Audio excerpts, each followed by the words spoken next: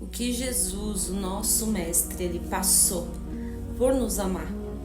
Ele escolheu isso, né? E a Bíblia fala que age em nós o mesmo sentimento que houve também em Cristo, que sendo Deus, não teve por usurpação ser igual a Deus, mas ele aniquilou-se a si mesmo, tornando-se homem, a ponto de morrer e morte de cruz.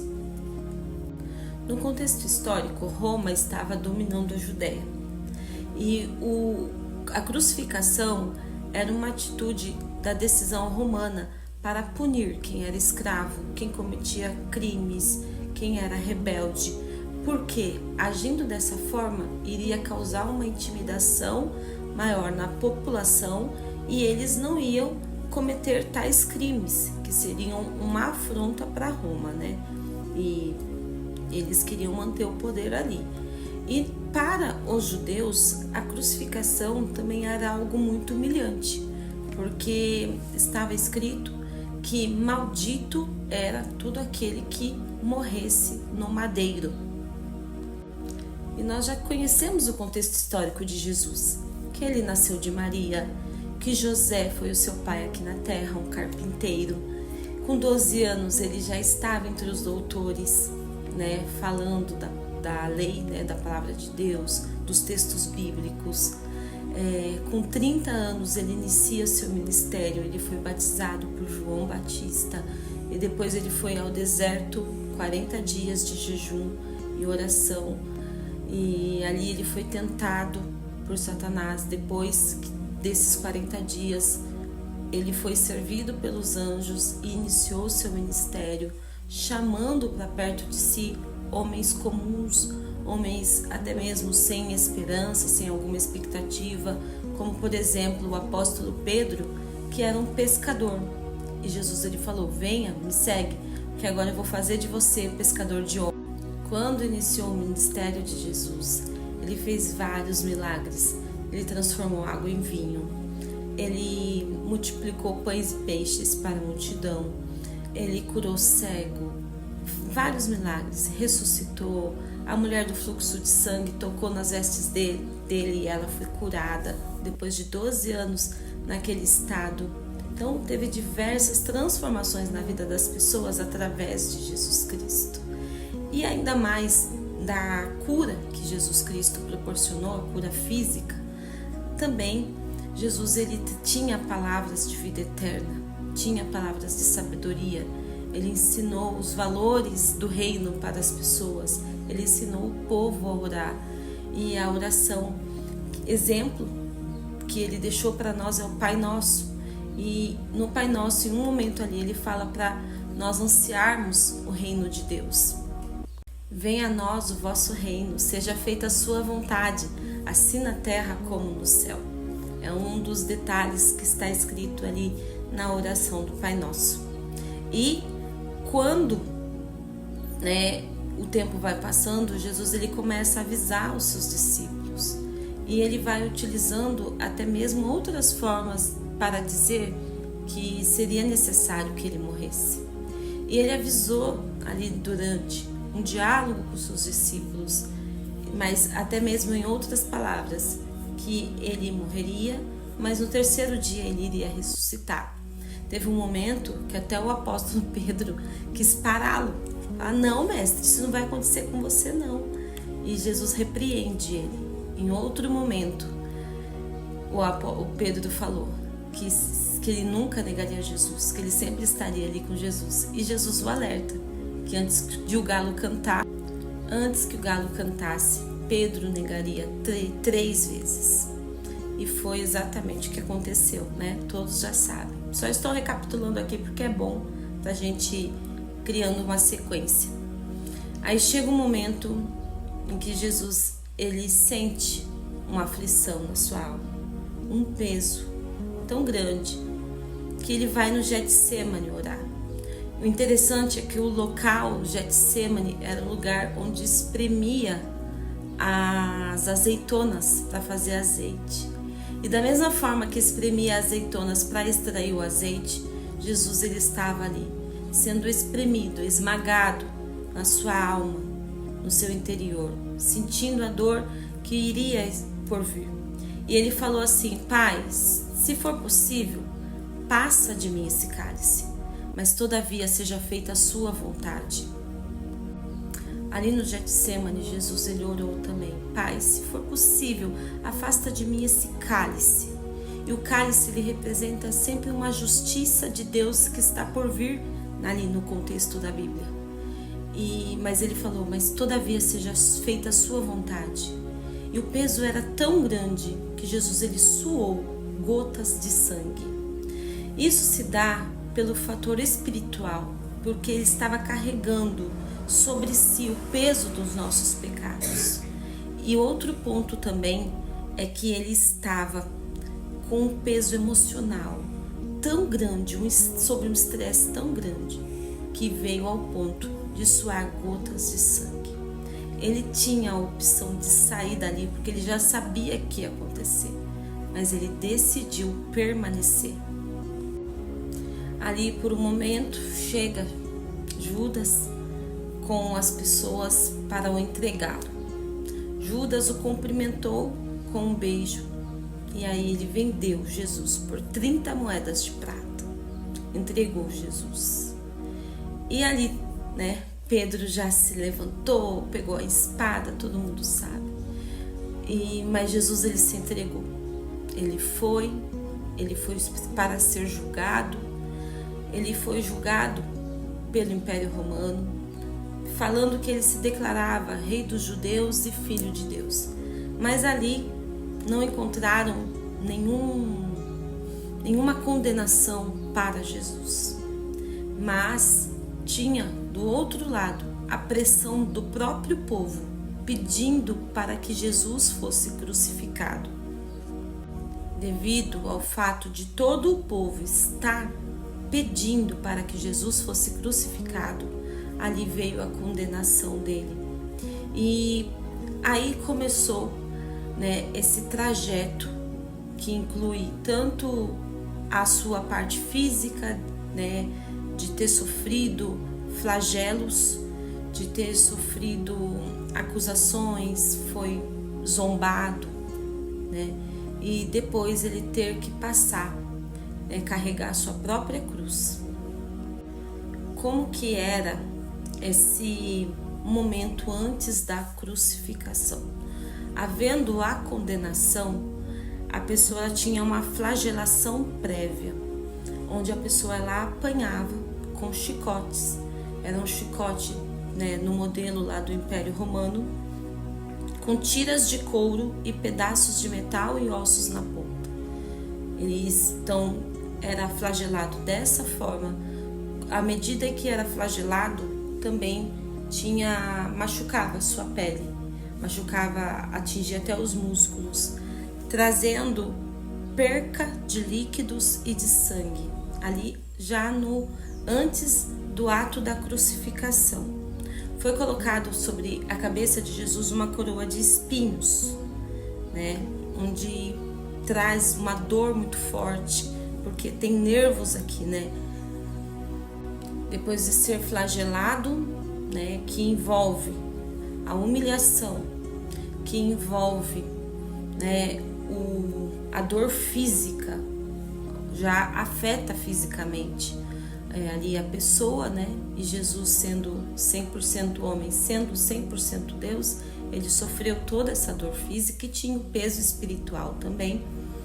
Ele tinha que caminhar um percurso de 600 a 700 metros carregando a própria cruz.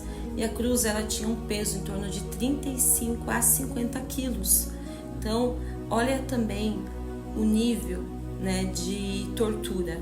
É todos os níveis, inclusive psicológico. A pessoa ter que carregar o seu próprio instrumento de morte.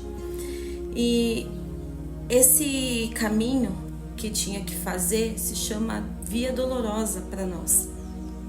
A Via Dolorosa, então, é o trajeto que Jesus fez carregando a própria cruz, passando por ruas estreitas da cidade velha de Jerusalém, chegando até o Gólgota, que era o lugar da crucificação.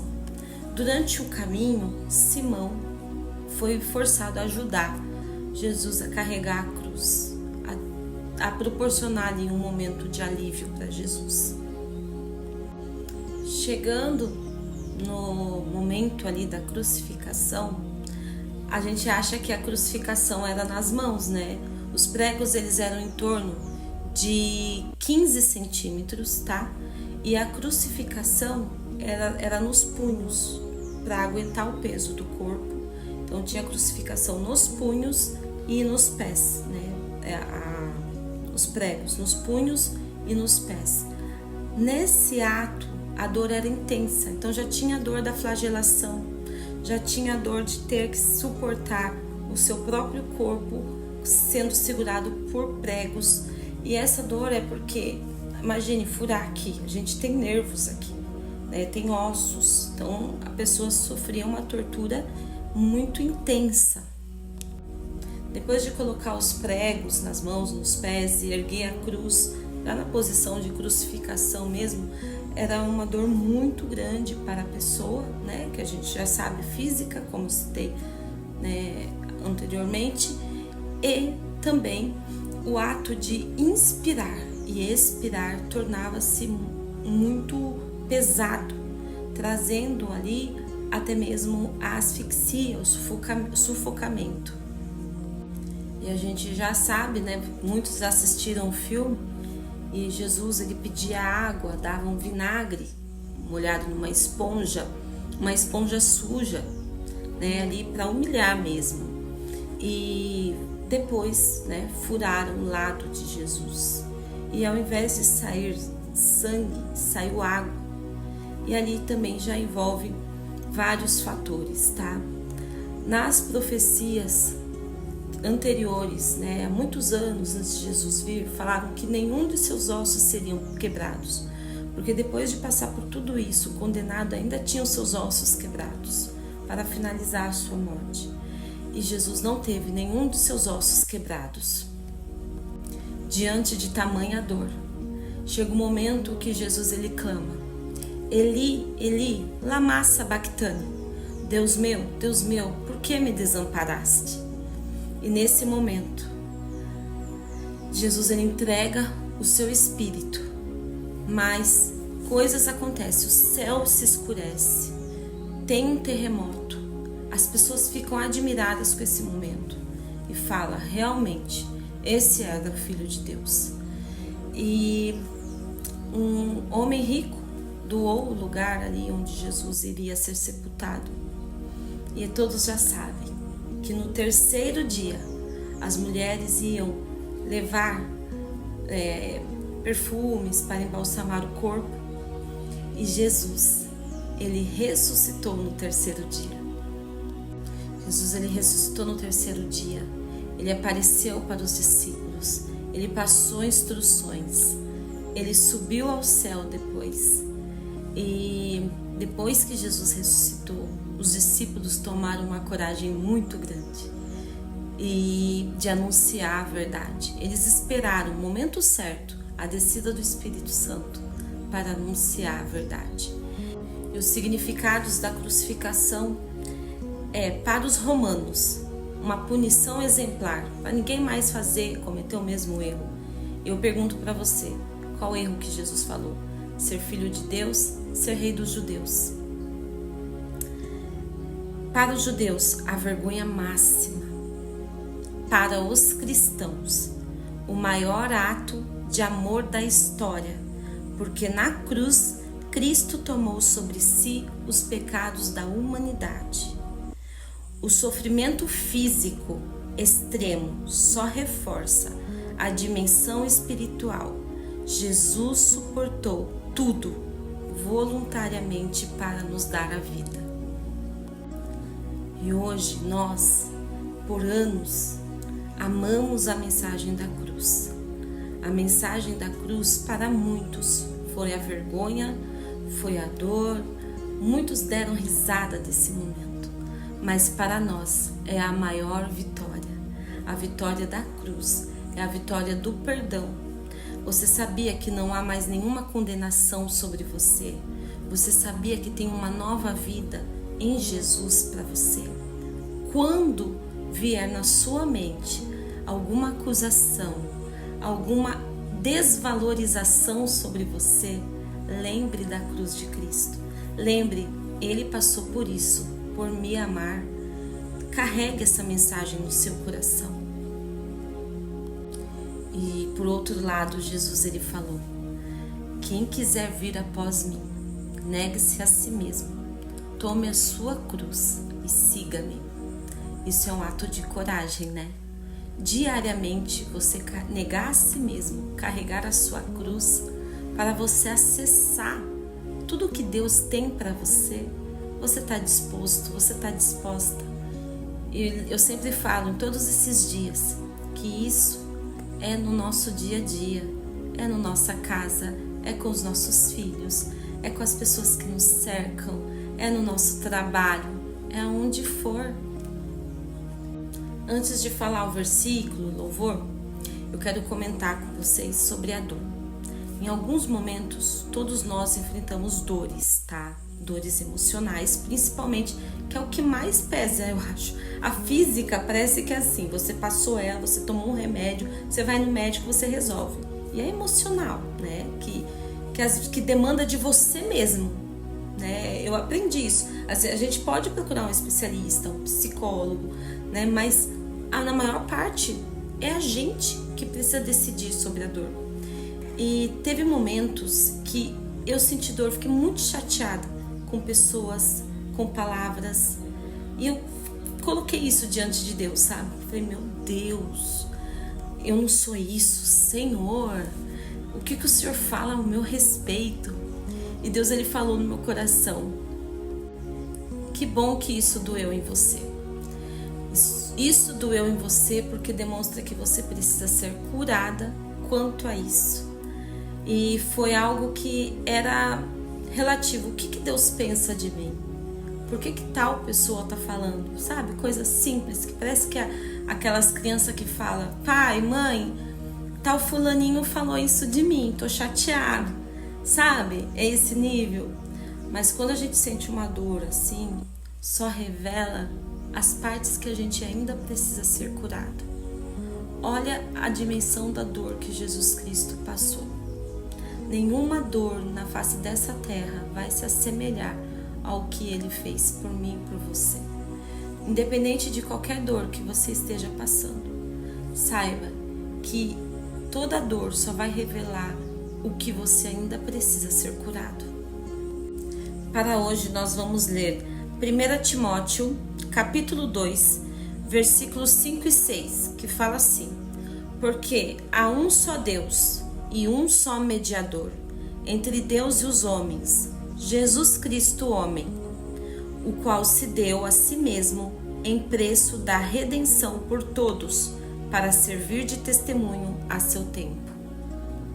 E de louvor, para a gente ouvir hoje, eu vou compartilhar com vocês o louvor Ao Contemplar a Rude Cruz, da cantata Experiência com Deus. Então é como se fosse um coral, um momento ali de cantata, que descreve. No começo tem uma narração, preste atenção, veja até o fim. Falou muito ao meu coração há muitos anos atrás e espero que fale ao seu coração também. E pense hoje na cruz de Cristo. Jesus, ele não está mais lá, ele ressuscitou. Agora ele está à destra do Pai e ele intercede por mim e por você e ele vai voltar. Mas pense na cruz de Cristo. E pense que ele é o mediador entre você e Deus. Tenha um excelente dia.